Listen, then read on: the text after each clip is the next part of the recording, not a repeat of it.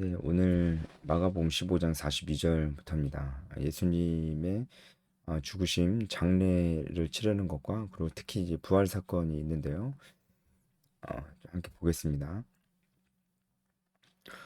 이날은 준비일 곧 안식일 전날이므로 이제 이 안식일은 어, 이제 유월절이죠. 그 유월절 전날이 예비일, 준비일입니다. 유월절을 준비하는 날이죠. 그러니까 그 예수님이 운명하신 시간은 오후 3시였습니다. 근데 유대인의 하루 시작은 6시이기 때문에 예수님이 십자가에서 죽으시고 예수님을 장례 치르기까지 시간이 너무 없었습니다. 3시간밖에 없으니까 어, 예수님을 서둘러서 장사하길 이제 원했고 그래도 이제 시간이 많이 없었습니다. 이때 아리마대 사람 요셉이 등장을 합니다. 이 아리마대 사람 요셉은 이제 부자로 알려져 있죠. 부자로 알려져 있고 어 그리고 사내들인 공예의 그 공회원입니다. 그래서 존경받는 공회원이라고 되어 있는데 사내들인 그 공회입니다. 사내들인 공회는 이제 국회 같은 곳이에요. 그러니까 국회의원 같은 사람이죠. 이제 아니 그런 사람이 이제 아리마대 사람 요셉이고 부자입니다. 이 요셉이 빌라도에게 가서 예수님의 시체를 달라고 합니다. 사실 예수님의 시체를 달라고 요구하는 이 일은 어, 아리마대 사람 요셉이 자신의 모든 것을 건 그 행동이었어요. 왜냐하면 그 예수님은 지금 로마에 의해서 처형이 됐잖아요. 로마에 의해서 처형이 됐는데 그 죄목이 있었을 거 아니에요. 그게 이제 반란죄입니다. 반란죄. 자신을 왕이라고 했기 때문에 그 반란죄였는데 이 반란범이 그러니까 일종의 정치범이죠. 이 정치범이 십자가에서 죽었는데 그 시체를 달라고 하는 일은 뭐 거의 이 반란의 공범으로 오해받을 소지가 분명히 있었습니다. 그럼에도 불구하고 이 요셉이 그걸 다 감안을 하고 각오를 한 거예요. 자신도 공범자로 몰릴 수 있는 것을 이제 각오를 하고 이 시체를 요구한 겁니다. 사실, 사실 이렇게 그 반란범들이 십자가에서 죽으면 그 시체를 장례를 치러주지 않았습니다. 그냥 길바닥에 버리거나 짐승들의 밥이 되도록 그냥 방치를 해두었습니다. 근데 예수님의 시체를 달라고 하니까 이게 굉장히 그 요셉에게는 용기가 요구되는 것이었고 자신의 모든 것을 건 것이었고 목숨까지도 건 일이었고 그리고 가까스로 로마의 오해를 그 사지 않는다 해도 그 다음에는 이 유대인의 공동체 안에서 특히 사내들인 안에서 오해를 받을 수 있었습니다. 왜냐면은 이 예수님을 죽이기로 결정한 게 사내들인 그 의회의 결정이었잖아요. 그런데 그렇게 해서 그 신성 모독죄로 죽은 이 죄인을 그 시체를 달라고 해서 장사를 한다고 하니까 사내들인 안에서도 이 그 반란자로 배신 행위로 찍힐 가능성이 충분히 있는 행동이었습니다. 그러니까 로마에 의해서 오해를 받지 않고 가까스로 살아난다 해도 자신이 지금 가지고 있는 직함인 이 사내들인 의회 의원이라는 이 자신의 직분을 계속 유지하기가 어려울 수 있는 그런 결정이었던 거죠. 요셉이 굉장히 큰 결정을 한 겁니다. 이런 결정을 요셉이 갑자기 했을 리가 없죠. 이제 아마도 요셉은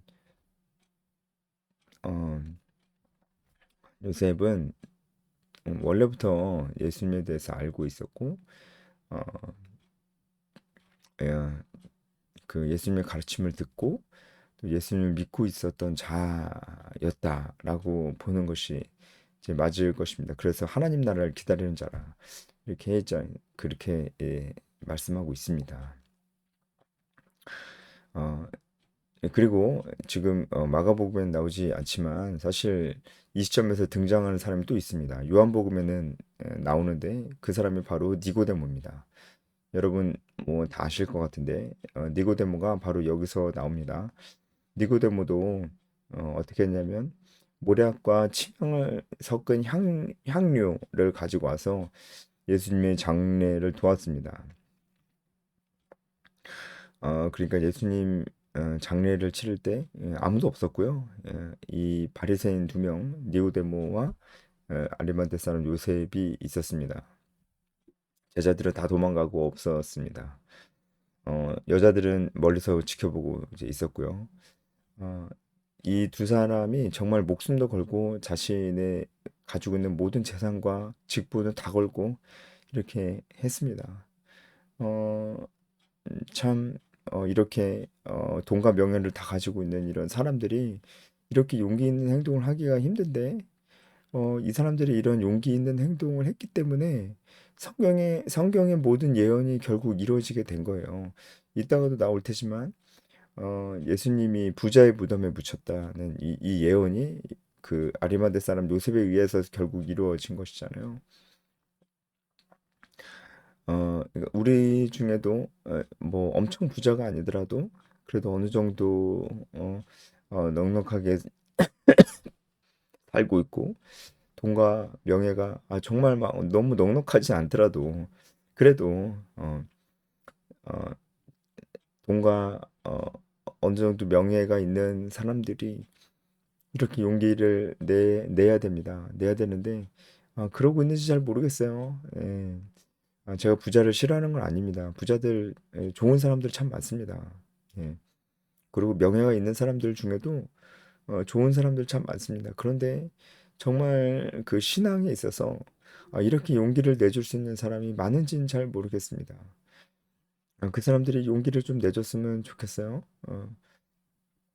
아, 그 사람들에게 우리가 뭐라 할 건 아닙니다. 왜냐하면 그 사람들은 돈과 명예가 있는 사람들은 잃을 게 많아요. 그 잃어버릴 수 있는 게 많잖아요. 그 쉽진 않잖아요. 그래서 우리가 손가락질 할 수는 없는 것입니다. 하지만 진짜 바라는 것이죠. 그냥 그런 사람들이 자신의 신앙의 양심대로 어, 이제 목소리를 내는 것, 참 필요하다.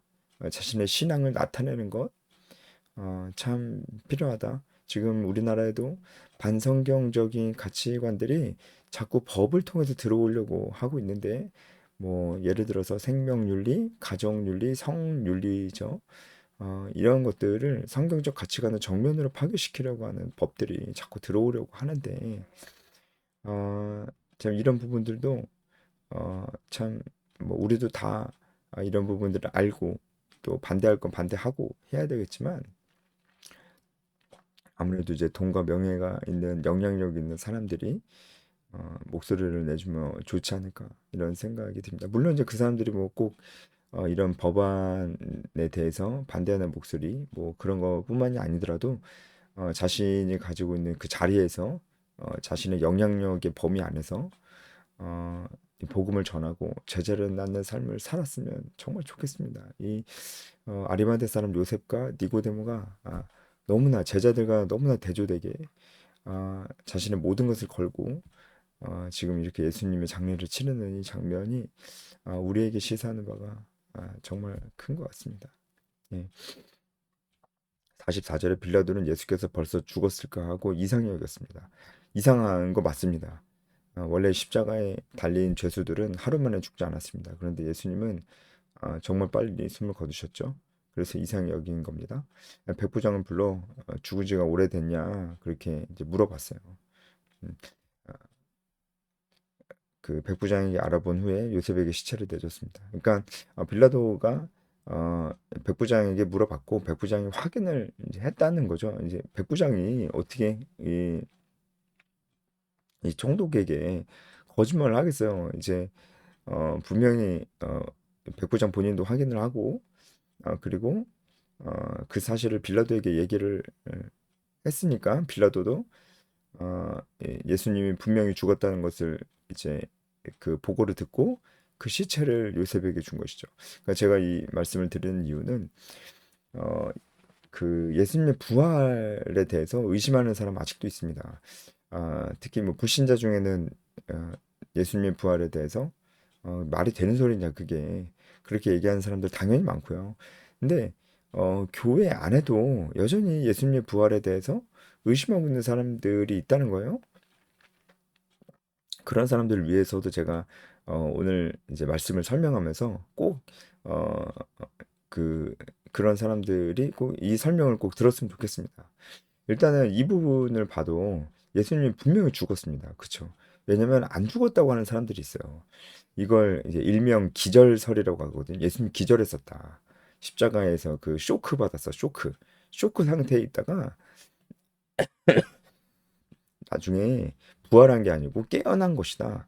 이렇게 얘기하는 사람들이 있는데 이 기절설이 터무니없다는 것이 바로 여기서 나오는 것입니다. 죽었었잖아요. 기절한 게 아니잖아요. 이게 이 백부장과 빌라도가 분명히 확인을 한 사실입니다. 그리고 뭐 마가복음은 안 나오지만 다른 복음서에 예수님이 옆구리를 찌르니까 그러니까 물과 피가 따로 났다. 이게 의학적으로도 과학적으로도 어, 사람이 죽어야지만 나타나는 현상이기 때문에 예수님은 분명히 죽었습니다. 네. 그렇기 때문에 예수님이 잠깐 기절했었다. 이거는 말도 안 되는 소리다라는 것을 알 수 있습니다. 혹시 이 영상을 보시는 분들 중에 뭐 거의 대부분은 뭐 다일 것 같은데 부활을 당연히 믿으시겠죠. 네. 근데 여러분 주변에 안 믿는 사람들이 오 진짜 그 교회를 다니는데 안 믿는 사람들이 그래도 꽤 있어요. 혹시 여러분도 여러분 주변에 그런 사람이 있으면은 상식적으로 알아두십시오. 그러면은 그 사람들에게 잘 설명할 수 있을 겁니다. 어, 이 요셉이 예수님을 세마포로 그 쌌습니다. 이 쌌고 이 세마포는 되게 이제 그 시체를 어, 그 유대인들이 시체를 원래 이 세마포로 쌓는 관습이 있었습니다. 그래서 세마포를 싸서 바위 속에 판 무덤에 넣어두고 돌을 굴려 무덤 문을 막았습니다. 원래 이 무덤은 요셉 자신이 예, 자기 자신을 위해서 만든 무덤입니다. 그래서 아직까지 그 한 번도 사람이 묻힌 적이 없는 그런 새로운 새 거였어요. 새 무덤이었습니다. 이 무덤은 이제 요셉이 이제 부자였기 때문에 굉장히 이제 컸고 어, 무덤의 통로까지는 이제 계단으로 연결돼 있었다고 합니다. 이제 그런 무덤이었어요. 어, 그리고 이제 돌을 굴려서 이제 막았습니다. 어, 이 그 돌무덤은 이렇게 그 돌로 입구를 막아버리는데요. 이것은 이제 그 시체가 야생 짐승으로부터 훼손되거나 도굴꾼들로부터 훼손되는 것을 이제 막기 위해서 이렇게 돌을 굴려서 입구를 완전히 막아버리는데 그 이 돌은 그 무덤 입구에 꼭 들어맞는 그런 형태였어요. 그러니까 한번 이 돌로 입구를 막아버리면은 이 돌을 다시 굴려서 입구를 여는 것이 거의 사실상 불가능했습니다. 막 남자들 막 6명이 넘게 달라붙어도 옮길 수가 없는 그럴 정도로 거의 옮기는 게 불가능한 수준의 에, 돌이 이제 막혀진 것이죠. 그리고 마가복음에는 안 나오지만 마태복음에 보면은 어, 그 이 대제사장들이 예수님 죽은 다음에 그 빌라도에게 또 가요. 가서 그 그 제자들이 이 시체를 훔쳐갈지도 모르니까 그 이 로마 군병들을 시켜서 여기 좀 지키게 해달라. 그리고 자신들도 이 돌무덤에 그 인봉을 합니다. 인봉. 그러니까 뭐 이렇게 그 도장을 찍어 놓는 거죠. 그 왜 영화 같은 데 보면은 그 편지를 쓰고 편지 봉투를 닫고 거기다가 이제 인주를 딱 찍어서 편지 봉투를 그 안에 있는 그 봉투를 아무도 열어보지 못하게 누가 만약에 그것을 뜯어서 열었다 그러면 이거 누가 뜯어봤구나라는 게 딱 티가 나도록 그렇게 그렇게 인주를 이제 딱 찍잖아요. 그거랑 똑같이 그 무덤 문에 그런 도장을 찍어놨어요. 그래서 누가 무덤 문을 그 옮기면은 그게 티가 옮기는 걸 시도만 해도 그게 티가 날 수밖에 없게끔 이 그 대제사장들이 사람들을 시켜서 그렇게 다 해놨습니다. 그리고 로마 군병들이 지키고 있었어요. 지금 제가 이걸 또 길게 말씀드리는 이유는 예수님의 부활을 믿지 않는 사람들 중에 이렇게 얘기하는 사람들이 있습니다. 시체를 도둑질해 갔다. 그래서 그 예수님 마치 부활한 것처럼 봐라 시체가 없어졌지 않냐 이렇게 예수님 부활하셨다 이렇게 어, 그렇게 제자들이 그렇게 주장한다. 어, 그런 거죠. 이제 그것도 터무니없는 말이라는 것을 지금 제가 말씀드리는 겁니다.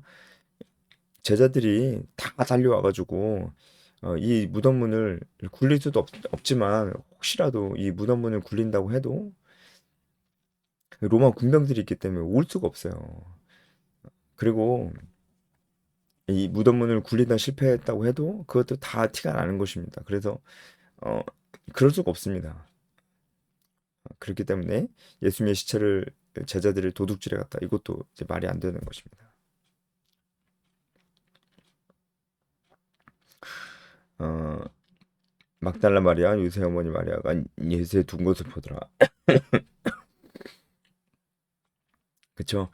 어, 그래서 이제 나중에 안식 후 첫날에 이 마리아들이 이제 예수님 시체에 향유를 붓기 위해서 이제 그 이제 오죠. 네, 아마도 이때 예수님 무덤을 미리 봐둔 게 나중에 향유를 가지고 오기 위해서 이렇게 봐둔 것이다 이렇게 볼 수 있습니다. 제자들은 아직까지도 등장을 안 해요. 이 사람들은 다 다 무서워서 도망가 어디 숨어 있습니다. 이게 참 너무나 가슴 아픈 일이죠. 그죠?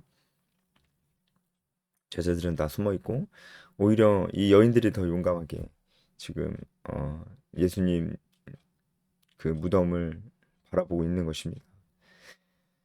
자, 1절에 보면 안식일이 지나고 막달라 마리아, 야고보의 어머니 마리아, 또 살로메가 가서 예수님께 바르기 위해서 향품을 사다 뒀다.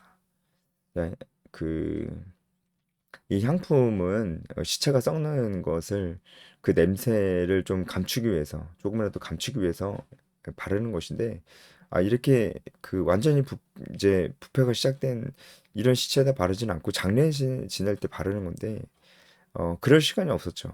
그래서 이제 지금 바르기 위해서 가는 것입니다. 근데 이 여자들도 사실 별로 대책이 없었어요. 왜냐면은 그 무덤 문을 누가 열어줍니까? 그냥 이제 마음만 너무 안타깝고 이제 슬프고 간절해서 그냥 향품을 사다 두었다가 예수님께 바르고 싶어서 이제 가는 것입니다. 어, 이제 마태복음에는 여기서 막달라 마리아만 얘기하고 있는데 에, 그 마태복음에는 이 세 명의 여인 중에 막달라 마리아만 얘기한 것이고 이렇게 세 명의 여인이 있었다는 것을 알 수가 있습니다. 어, 그리고 어, 이제 여자들이 3절에 누가 무덤 문을 굴려주겠냐 이렇게 얘기를 하죠. 음. 근데 4절에 보니까 돌이 벌써 굴려져 있는 겁니다. 그러니까 입구가 열려져 있는 거예요.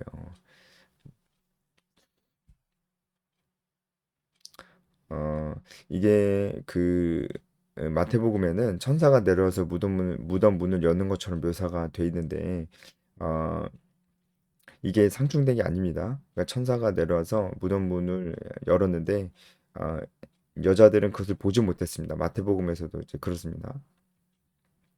문이 열려 있고 난 다음에 여인이 그것을 본 것입니다. 그래서 이 복음서가 상충된 내용이 아니고 마가복음은 이제 천사가 내려와서 문을 연 것에 대해서는 생략을 한 것입니다. 예, 무덤에 들어갔더니 흰 옷 입은 한 청년이 우편에 앉은 것을 봤다. 이렇게 돼 있는데 이것도 복음서마다 조금씩 다른 부분이 있어요. 마태와 마가는 천사가 한 명이었다고 그러고 누가와 요한은 두 명으로 기록됐습니다. 이게 상충되는 게 아니고 천사는 두 명이었어요.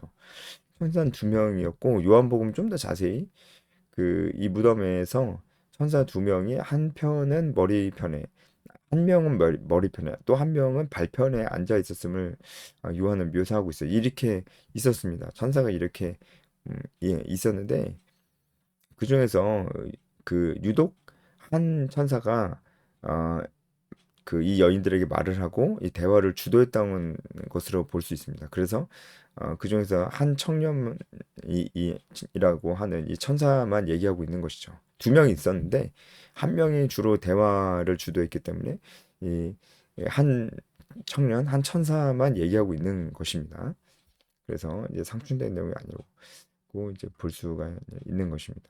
이 자유주의 신학자들이 이런 것들을 가지고 많이 공격을 해요. 예, 이거 봐라. 틀리지 않냐? 성경도 서로 틀리지 않냐? 이렇게 얘기를 합니다. 그런데 무엇을 더 강조하느냐에 따라서 이런 부분들이 이렇게 좀 다르게 기술될 수 있는 것이 절대로 틀린 서로 상충된 내용을 기록하고 있는 것은 아니다라는 것을 우리가 좀 알아야 됩니다. 어, 그래서 이제 천사가 그 나사렛 예수를 찾는구나. 그래서 예수님이 부활하셨다는 것을 이제 얘기하시고 어, 가서 그의 제자들과 베드로에게 이르기를 예수께서 너희보다 먼저 갈릴리로 가시는. 그래서 이제 갈릴리가 부각됩니다. 지금 여긴 예루살렘이죠. 근데 갈릴리로 예수님이 가시겠다고 예수님 죽으시기 전에 제자들에게 얘기하셨어요. 그걸 다시 상기시키는 것입니다. 음, 예, 예, 그래서 이제 이 여인들도 이제 제자들에게 가서 예수님 부활한 사실을 이제 그 얘기를 하죠. 사실 갈릴리 얘기가 나오는데 이 갈릴리는 예수님이 태어나시기 전까지는 이방의 갈릴리라고 부를 정도로 이스라엘 사람들 유대인들에게서는 자신들의 역사에서 이제 많이 잊혀지고 이방화된 땅이라고 그렇게 생각했던 곳이었습니다. 그래서 이방의 갈릴리 이렇게 부르신 거기도 한데 어, 이 갈릴리가 예수님의 주 사역의 무대였고 예수님의 마지막 부활 이제 승천도 부활은 뭐 예루살렘이지만 승천도 바로 이 갈릴리에서 있었다는 것을 우리가 알 수 있어요. 왜 갈릴리가 이렇게 처음부터 마지막까지 이 부각을 되느냐? 이것도 이제 의미가 있습니다. 이 이방의 갈릴리라는 곳에서 예수님께서 마지막으로 지상 명령, 그러니까 복음을 전하고 제자를 삼을 것을 이제 명령을 하셨잖아요. 그 말씀처럼 이제 복음이 이방으로 다 이제 전해지는 겁니다. 그러니까 어, 이게 이 자체로 메시지가 있는 거죠. 이제 복음이 이방에게도 전해질 것이다. 어, 그리고 제자들이 주로 예수님에게 제자 훈련을 받았던 곳도 이곳이었기 때문에 제자들에게는 더욱더 그 메시지가 많이 와닿았을 것입니다. 네, 오늘은 여기까지 좀 보겠습니다. 그 아리마대 사람 요셉과 니고데모 그리고 예수님 부활의 그 어, 증거들 좀 살펴보았습니다. 여기까지 하겠습니다.